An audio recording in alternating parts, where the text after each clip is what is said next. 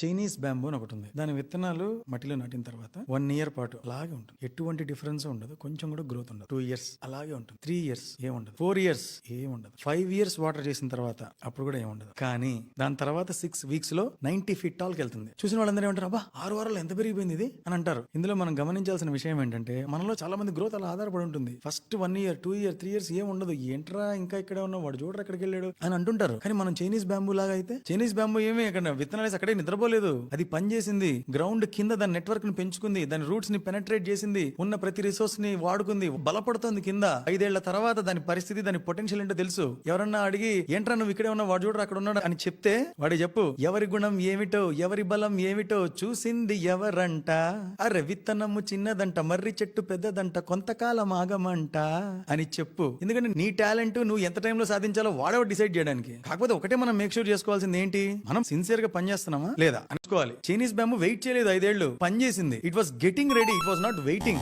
Wait for the opportunity అన్నది తప్పు. Get ready for the opportunity is right. పని లేదు కదా, ఇలా ఉన్నాను ఏంటంటే వెయిట్ చేస్తా ఉన్నాను, నేను 10 ఏళ్ల నుంచి ఇండస్ట్రీలో ఉన్నానంటే you are just 10 years old అంతే. You are not 10 years experienced. అంటే నీకు అవకాశాలు వచ్చినా రాకపోతే నువ్వంటూ ఏదో పని క్రియేట్ చేసుకుంటున్నప్పుడు నీకు అనుభవం అనేది వస్తుంది. అప్పుడు చైనీస్ బ్యాంబూ లాగా ఒక రోజు అంతా నీ కృషి కలిసిన నాడు జమ్మని పైకి వెళ్తావు. So if it is getting late, that's okay. As long as you are focusing on your work, you are in the right track. అది మనం తెలుసుకోవాలి చైనీస్ బ్యాంబూ నుంచి.